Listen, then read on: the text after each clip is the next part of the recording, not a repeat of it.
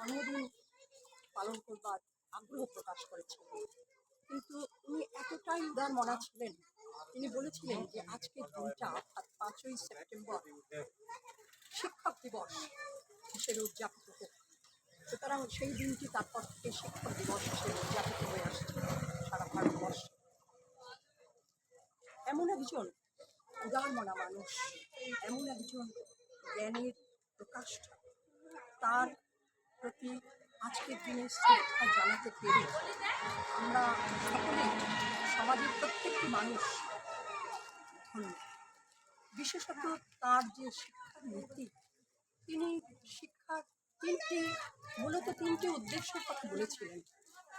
যে শিশুদের ব্যক্তিত্বের অধিকারী হতে হবে, তাদের সার্বিক জ্ঞানের শিক্ষা দিতে হবে, তারা যাতে সার্বিক জ্ঞানের অধিকারী হতে পারে সেভাবে তাদেরকে তৈরি করতে হবে, এবং স্বাধীন চিন্তার যাতে অধিকারী হতে পারে এবং যাতে তারা নিজস্বতা মানে নিজের যে ক্ষমতা সেই ভাবটাকে সেইভাবে তুলে ধরতে পারে, উপস্থাপন করতে পারে সমাজে, সে ব্যাপারে তাদের শিক্ষিত করে তুলতে হবে। এবং শিক্ষার মাধ্যম হিসেবেও তিনি বলেছেন প্রাথমিক স্তরে এবং